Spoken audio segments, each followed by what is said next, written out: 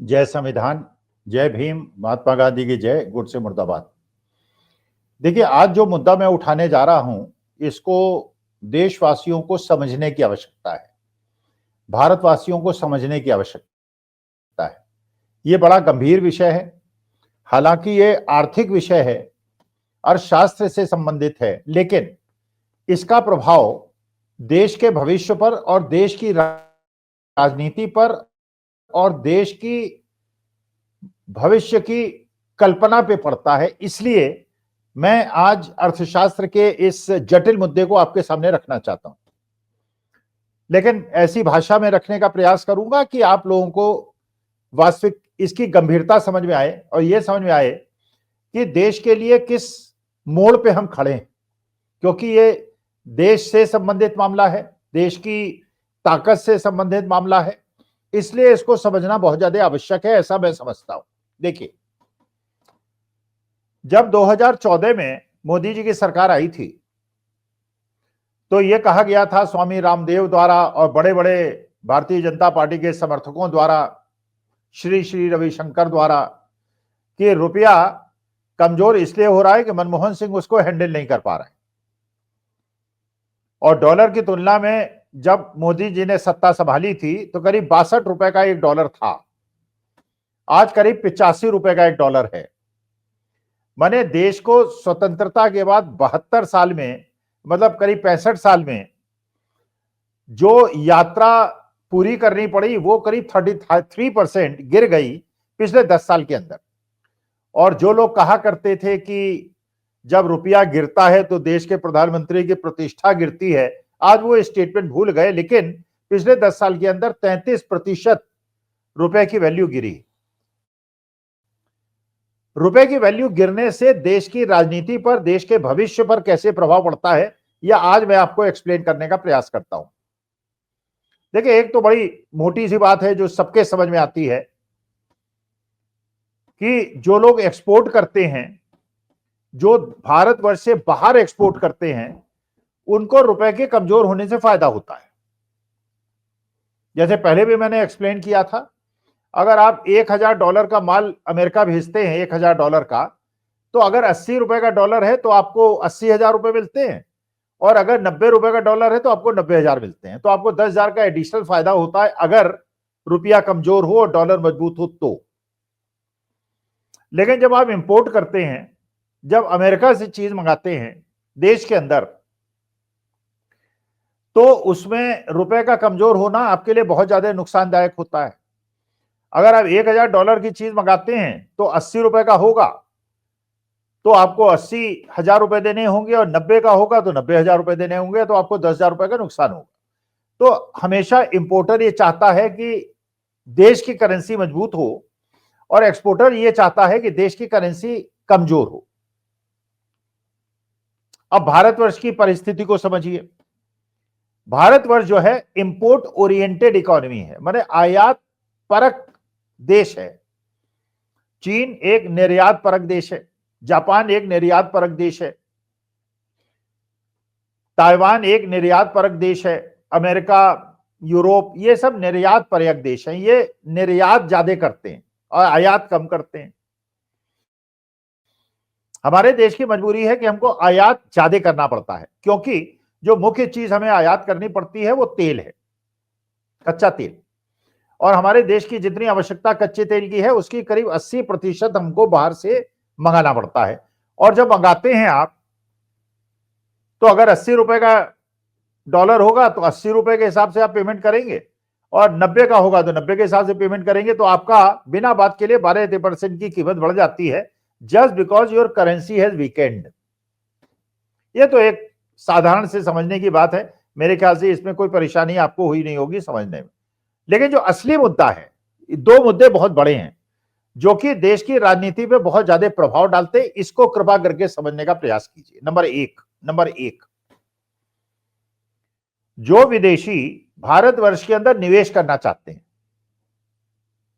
Dollar में निवेश करना चाहते हैं, उनके लिए क्या परिस्थिति बनती है।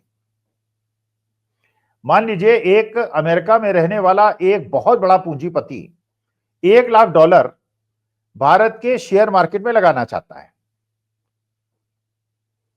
या कोई इंडस्ट्री यहां पे लगाना चाहता है भारतीयों के साथ मिलके, तो अगर आपने $1 लाख का निवेश भारत के शेयर मार्केट में किया और जिस समय किया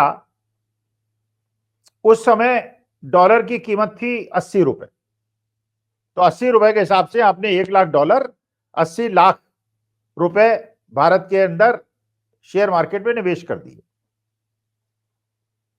और ये मान लीजिए 10 साल के लिए आपने निवेश कर दिए, मतलब उस आदमी ने निवेश कर दिया जो अमेरिकन है, जिसने डॉलर में निवेश किए। 10 साल के बाद इसमें 50% का रिटर्न हुआ। तो अगर डॉलर की तुलना में रुपए की कीमत 80 ही रुपए होती तो उसको 50% का प्रॉफिट होता। लेकिन अगर रुपया 50% गिर गया डॉलर की तुलना में, तो जो विदेशी निवेशक जिसने $1 लाख लगाया था उसको कोई फायदा नहीं।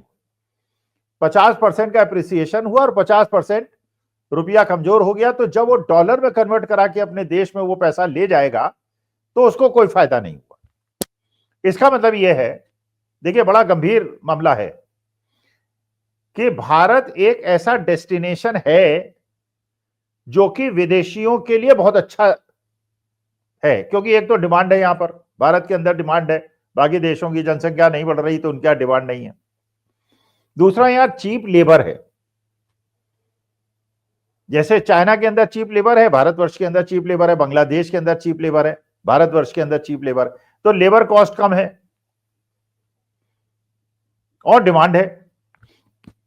लेकिन अगर हमारे देश के अंदर फॉरेन इन्वेस्टमेंट शेयर मार्केट में भी नहीं होता है और इंडस्ट्री लगाने में भी नहीं होता है, तो जब देश का आर्थिक विकास नहीं होता है तो देश की आर्थिक मजबूती कैसे होगी?